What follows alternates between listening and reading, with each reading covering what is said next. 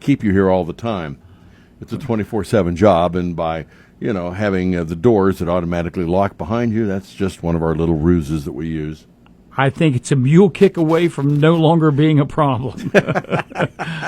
Time for the news, and again brought to you by Portsmouth Cancer Care and Associates, Dr. Inishita, Dr. Jaffrey, where the care, compassion, roadmap to your recovery begin. Once again, here's Bill. Thanks, Steve. Good morning, everyone. The Jackson Post of the Ohio State Highway Patrol is continuing to investigate a two-vehicle injury crash that occurred over the weekend. The crash occurred when a Dodge Challenger driven by Kenneth Brigham, age 72, of Dayton, was heading south on Township Road 213, and it failed to yield at the intersection of U.S. Route 35. Brigham was struck by a FedEx cargo van driven by Diana Jones, age 42, of Jackson. Brigham's vehicle came to rest in the roadway, while Jones' van went off the right side of the road and came to rest over an embankment. Both Brigham and Jones sustained non-incapacitating injuries as a result of the crash, but were transported to Holzer Hospital in Jackson. The Ohio State Highway Patrol would like to remind motorists to never drive distracted and to always wear your seatbelt. More job cuts are coming in the tech industry. Melissa Andrews has details. Chipmaker Intel announced it will lay off 15% of its workforce. The decision comes as it tries to compete with the success of rivals. The company posted a $1.6 billion second quarter loss this year. Intel is also suspending its stock dividend as part of a broader plan to cut costs. Most of the layoffs, which will affect around 15,000 workers, will be completed by the end of the year. Meanwhile, Hunter Biden is set to be sentenced on November 13th for his conviction on federal gun charges. Biden was found guilty by a 12-member jury back in June on charges related to his purchase and possession of a firearm while he was addicted to crack cocaine. The trial in his case, brought by special counsel David Weiss, spanned 6 days. He faces up to 25 years in prison and fines of up to $750,000. Hunter Biden is the first child of a sitting president to be convicted of a crime. He is a first-time offender. And the Rotary of Portsmouth is having their yearly fish fry. It'll take place on Friday, August 30th, from 11 a.m. to 7 p.m. in the Esplanade area. You can get a ticket for $10. Proceeds fund scholarships and other community projects. As a reminder, again, Rotary Fish Fry will take place Friday, August the 30th. It's a great day. From X99.3 News, I'm Bill Shope. Well, for some of you out there that are a little concerned about climate control, I thought of this about 15 years ago, and now all of a sudden it's becoming national headlines. This, I don't know. What, a $5 biggie bag? I'm just ahead of my time. No, actually, but this guy kind of has taken what I've been thinking about for a long time. His name is David Keith. He was a graduate student in 1991 when a volcano erupted in the Philippines, sending a cloud of ash toward the edge of space. Well, 17 million tons of sulfur dioxide released from Mount Pinatubo spread across the stratosphere, reflecting some of the sun's energy away from Earth. Well, the result was a drop in average temperatures in the northern hemisphere by roughly a degree. Well, today he cites that event as validation of an idea that I came up with 15 years ago that he stole, but it is to intentionally release sulfur dioxide into the stratosphere to lower the temperatures worldwide. He and other scientists are kind of backing him up a little bit, saying, well, it's radical, but, if you created plants that could do this around the world, maybe we could bring the temperatures of the world down. That's not a bad idea. No. Against this backdrop, there is, again, growing interests. Already major corporations are operating enormous facilities to vacuum up the carbon dioxide that's heating up the atmosphere, and this might be a way to do it. If you put some of these plants around the world and let them do their job. Well, they're here for a reason. I mean, for one, plants are, but people often confuse weather with climate change. Right. And there's a big difference. Climate change causes weather. But on the other hand, you always go back to what your parents told you as a young child. What's that? Don't touch that thermostat. That's right. I thought he was going to say, don't start nothing, won't be nothing. No. The one rule of the house is you never touch the thermostat. You know, I just saw a blue blur go down the hallway. Yeah. I want to see Green Slate square off against Mackenzie Long. Just for a short distance like that, he was a blur. I think at 5 feet he could take her. Absolutely. All right, man. This update brought to you this morning by Portsmouth Cancer Care and Associates, Dr. Inashita, Dr. Jaffrey, where the care, compassion, and roadmap to your recovery begin. For over 30 years, Dr. Inashita and his staff at Portsmouth Cancer Care and Associates have been changing lives with the most comprehensive treatment and cure for cancer in the area.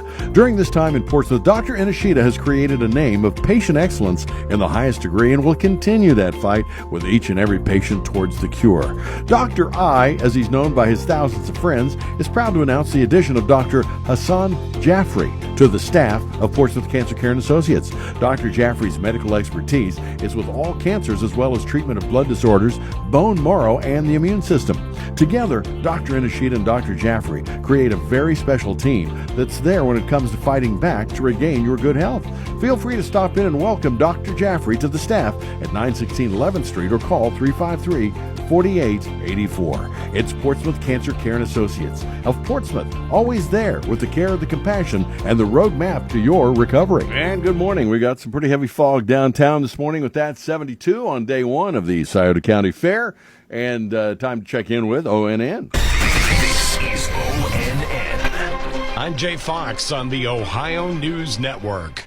In Batavia, east of Cincinnati, 33-year-old Chad Dorman was sentenced to 3 consecutive life terms in prison without the possibility of parole after he pleaded guilty to murdering his 3 sons, aged 3, 4, and 7, in Monroe Township west of Columbus. He was also sentenced to an additional 16 years for felonious assault as he injured his former wife and stepdaughter. Defense attorneys said he suffered from extreme mental illness. In court, Laura Dorman, the children's mother, said that her life had been ripped away and destroyed. She also said justice was served. More job cuts in the tech industry. Melissa Andrews with ONN affiliate WTOL-TV has more.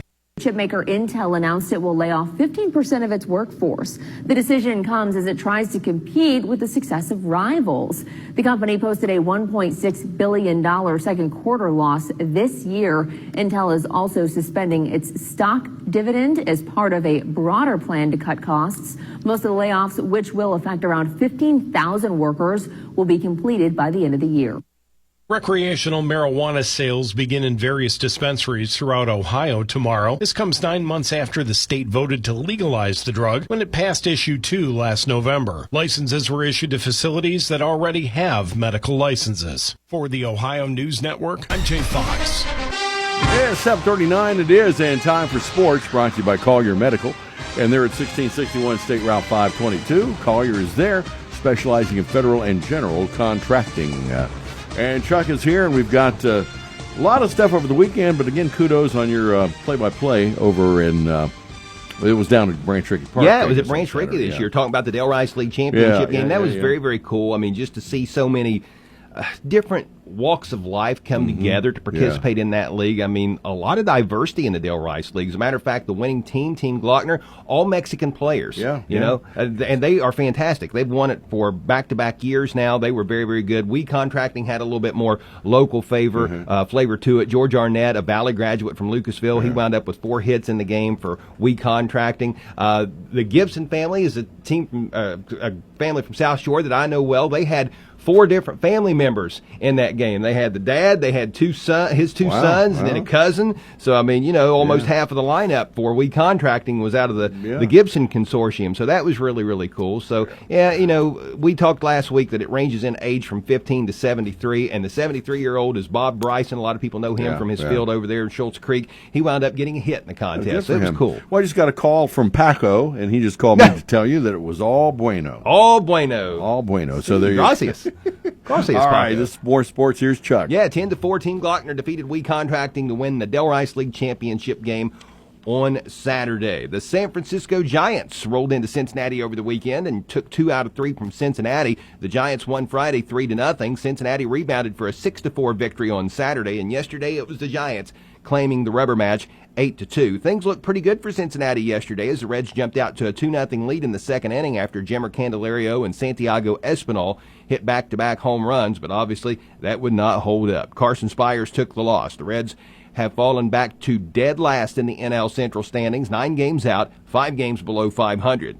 What the Reds need right now is to play a team that's struggling even worse than they are, and that is exactly what they'll get as they head to South Florida to face the Miami Marlins, a ball club that is 28 games under 500 with a record right now of 42 wins and 70 losses. Yeah, the Reds and the Marlins can be heard from Miami tonight on Fox Sports with AM 1260 and 95.7 FM. Coverage starts at 6:10, leading up to the 6:40 first pitch. Nick Martinez will take to the mound for Cincy, while Miami will counter with Roddery Munoz. The 4-game series between Cleveland and Baltimore was interesting. The Guardians won the first 2, but Baltimore claimed the last 2. Yesterday, Baltimore won 9-5, so they wind up splitting. The Guardians will host Arizona this evening at 6:40. Cleveland has a 4.5-game lead in the AL Central. Portsmouth Raceway Park was in action Saturday night. Casey Burdett from Parkersburg, West Virginia, took the win in the annual Limley Motorsports Mod Squad Spectacular. 19-year-old Miles Cook II from Wheelersburg was the winner in the Limited Lates. Waverly's Davey Akers was triumphant in the Sport Mods, and Quade Schoonover took the checkers in the Legends cars.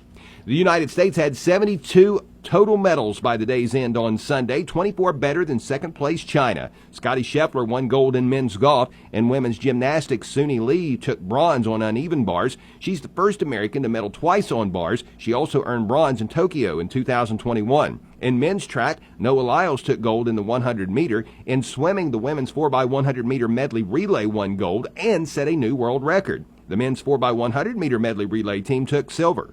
Serbian Novak Djokovic won gold yesterday in men's tennis, and Ironton native Mackenzie Long, a sprinter, won her heat yesterday. She'll be back in action racing again today. The Cincinnati Bengals will play their first preseason game later this week. They'll host the Tampa Bay Buccaneers Saturday evening at 7 o'clock. The Browns also open up their preseason Saturday. They'll host